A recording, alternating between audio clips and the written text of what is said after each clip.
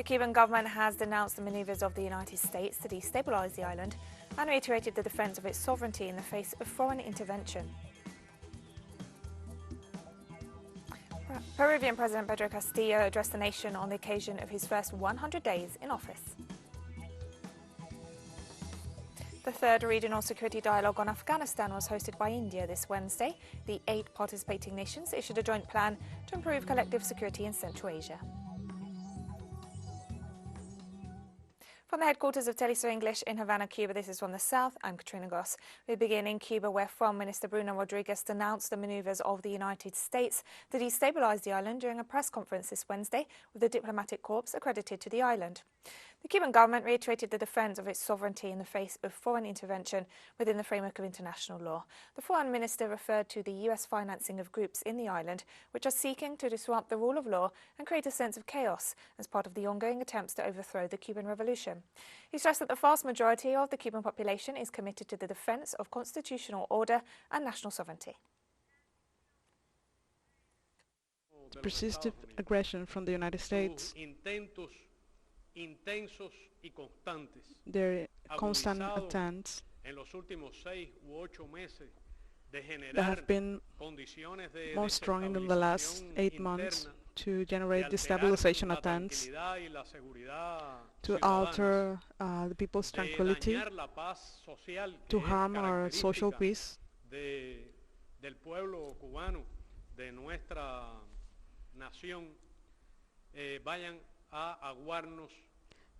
are going to destroy this party for us. And as part of the press conference with diplomats accredited to Cuba, Foreign Minister Bruno Rodriguez announced details of the reopening of the country's borders. Flights to Cuba will arrive massively. We will have the opportunity to receive our comrades that have been outside the country for a long time,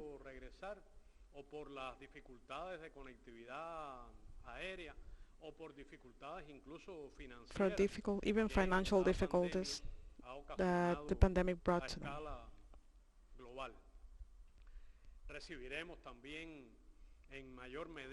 We will also receive tourists, international tourism, the visitors from every part of the world. Mexican Foreign Minister Marcelo Ebrard announced on Wednesday that President Andrés Manuel López Obrador will meet with his U.S. counterpart Joe Biden and Canadian Prime Minister Justin Trudeau in Washington on November 18th, as the U.S. hosts the first North American Leaders Summit since 2016. Among the key issues to be discussed are the COVID-19 pandemic, the economy and migration.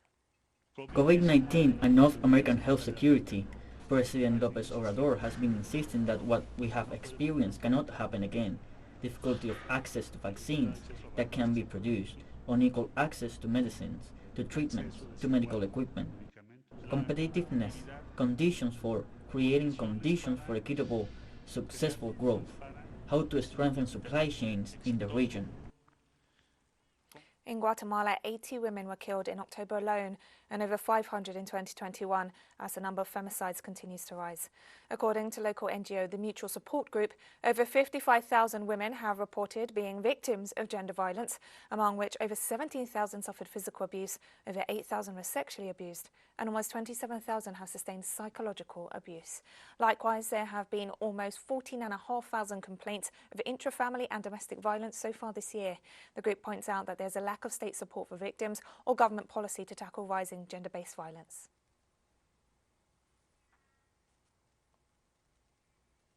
Peru's judicial branch is set to determine whether to launch legal proceedings against former dictator Alberto Fujimori over forced sterilizations on November 17th.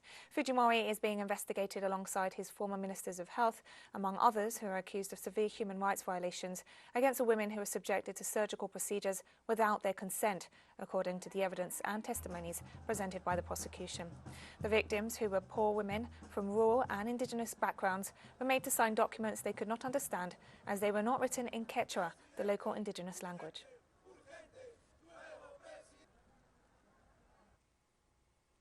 Ecuadorian President Guillermo Lasso granted a pardon to the former head of the Confederation of Indigenous Nationalities of Ecuador by means of an executive decree, ahead of talks with senior leaders of the movement.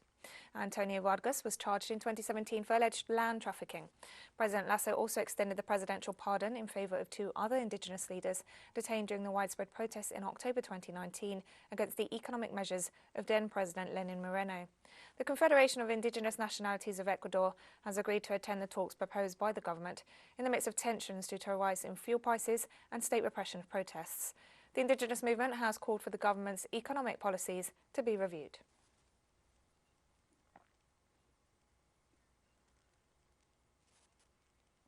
In Nicaragua, electoral authorities announced that 100% of ballots cast in Sunday's general elections have been counted, with President Daniel Ortega securing 75.87% of the vote for another landslide victory. Ortega and his running mate Rosario Murillo secured a 4th consecutive term in office, leading the Sandinista National Liberation Front.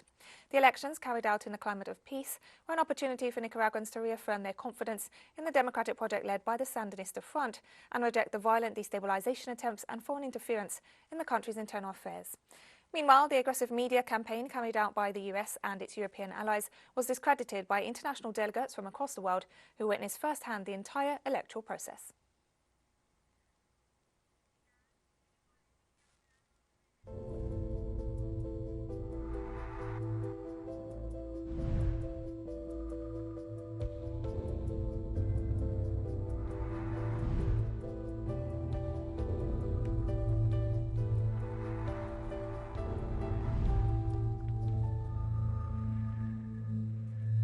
Cuba's Finlay Institute of Vaccines has presented the results of trials on the use of booster shots in the immunization campaign against COVID-19. The head of research at the institute, Dagmar Garcia Rivera, outlined the results of studies on the use of Cuba's Soberana 01 and Soberana Plus vaccines, showing they are effective boosters that complement the 3-dose immunization plan already carried out across the country. 80% of the population has already been fully immunized.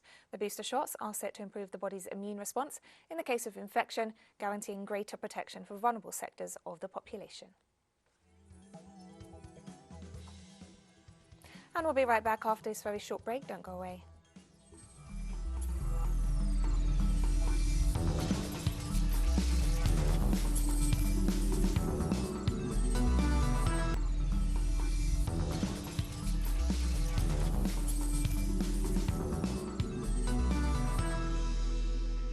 Welcome back to From the South. Peruvian President Pedro Castillo addressed the nation from the city of Ayacucho this Wednesday on the occasion of his first 100 days in office, highlighting the difficult reality the Peruvian people faced when he took up the presidency. When we arrived in power, 3 million Peruvian people that had lost their jobs and millions of Peruvian people that demanded a vaccine, and we found hundreds of social conflicts that had never been met. Forgotten peoples that had no water or electricity, hospitals and schools that were destroyed and shattered. President Castillo also highlighted the efforts of his government to improve the quality of life of all Peruvians. Likewise, we initiated the biggest water work in the country that has an investment of 1,200 million soles that will benefit San Juan de Miraflores and Villa María del Triunfo, among other works. We launched the program Peru in Marcha with an investment of 520 million soles. With them, we will implement 133 projects of water and black waters in the entire Peru. The Peruvian president also referred to the progress made to improve the living conditions of the country's workers with an increase in job opportunities and the minimum wage. So the suspension of work has been eradicated, and this affected thousands of our colleagues and workers. No formal worker will earn less than 1,000 soles a month until we reach a minimum wage. Over 6,000 workers that are informal workers have been incorporated to the electronic payroll through the system of inspection to work. And this insertion into these payrolls impacts over 400,000 people. Argentina will hold legislative elections on Sunday, which will determine the viability of the government program led by President Alberto Fernandez and Vice President Cristina Fernández de Kirchner. We have more details with our correspondent, Oscar Oquera. From the De Todos Front, National Parliament member from the province of Entre Rios, Marcelo Casareto, underlines the importance of having majority at the nation's Congress. We put at stake the possibility of supporting our government in its budget law, in what is believed as a general government plan or not. We have an opposition from Macri's government that was ruling for 4 years with very bad results. In this sense, what we are looking for is to consolidate a support for the government. People's support and votes will enable a wider and better distribution of incomes after Argentina's growth of a 9% this year. However, from the De Todos fronts, they know that balance needs to be found. That reaches a number of sectors of the economy, but not all of them. A number of sectors of society, but not all. This is why the state's presence is needed to guarantee that Argentina grows with equity and an important geographical distribution. The De Todos front has not had majority at the deputy chamber in these last 2 years, but a deputy from Tucumán province and candidate to Senator Pablo Yedlin shows the importance of having a quorum.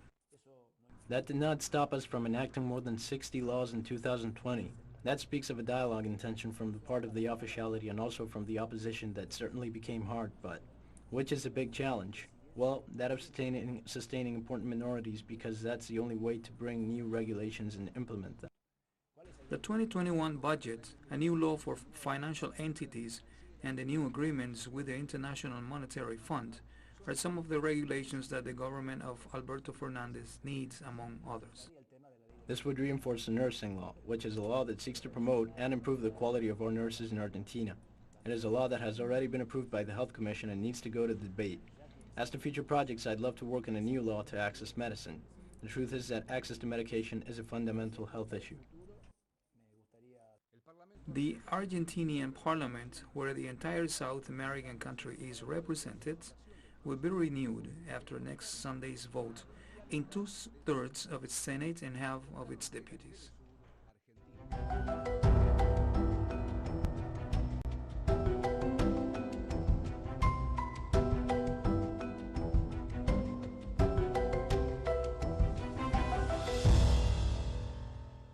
Our special correspondents Ian Bruce and Sabrina Fernandez bring us more details on the developments at the COP26 summit.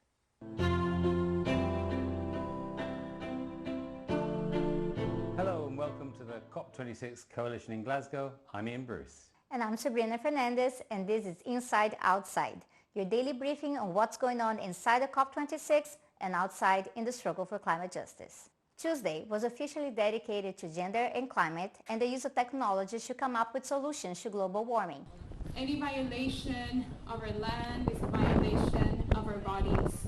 But activists worry that the discussions still lie far from a framework of gender justice while ignoring how certain technologies have an impact on nature and territories.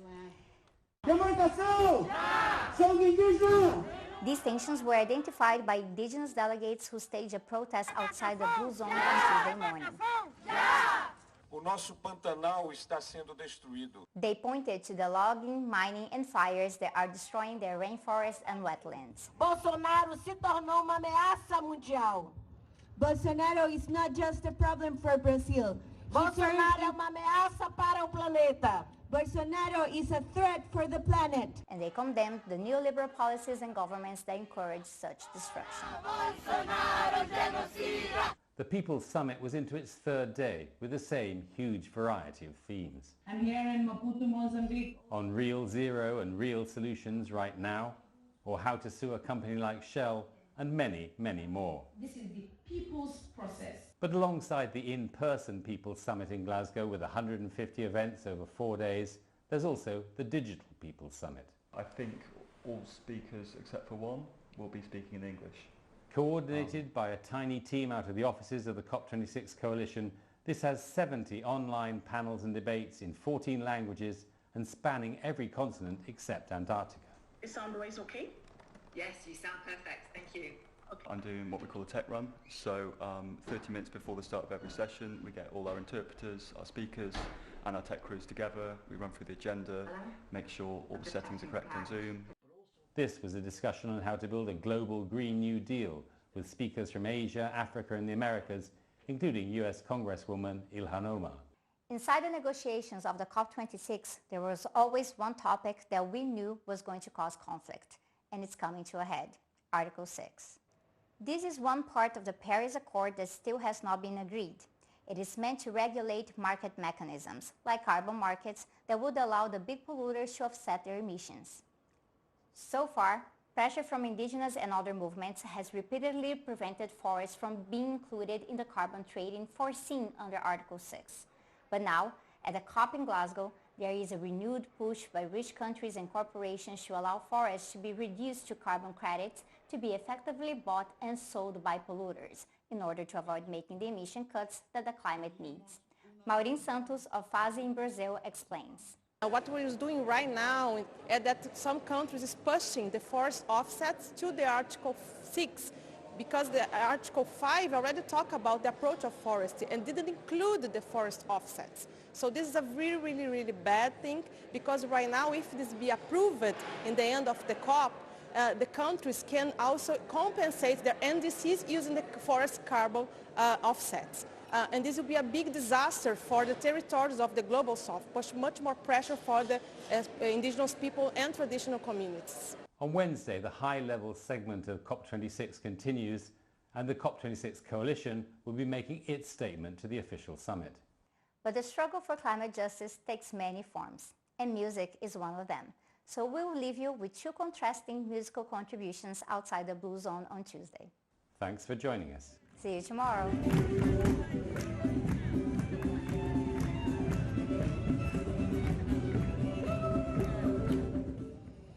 Hey ya mayo wana hene yo, hey ya mayo wana hene yo, hey ya mayo wana hene yo, hey ya mayo wana hene yo.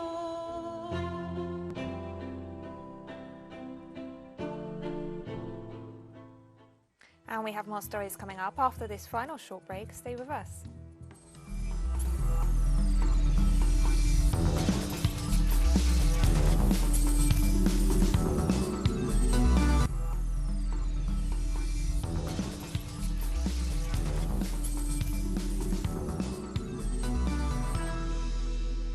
Welcome back to From the South.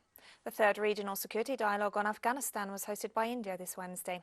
Participants concluded that Afghan territory shouldn't be used for sheltering terror acts and agreed to hold the next round in 2022.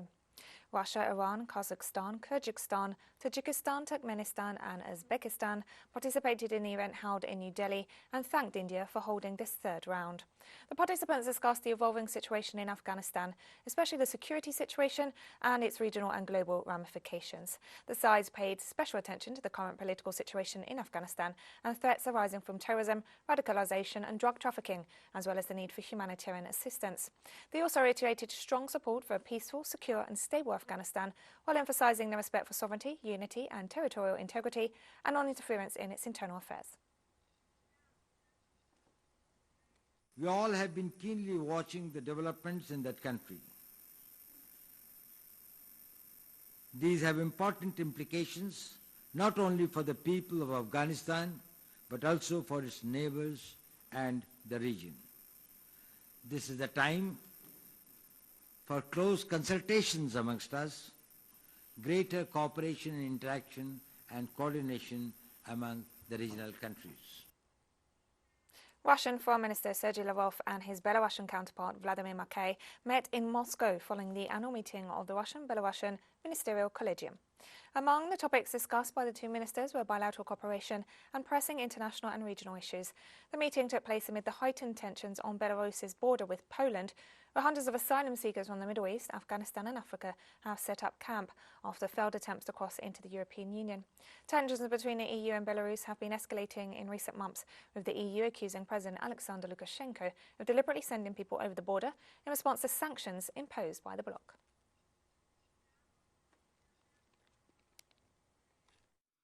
Political blackmail of the Belarusian state continues. There is already talk in the West about a fifth package of sanctions against Belarus, the reason for which this time is the migration crisis sparked by the EU itself and its member states bordering on Belarus. In the context of this ever-increasing pressure of sanctions experienced by our countries, we are focused on consolidated work with Russian colleagues and mutual support, including a joint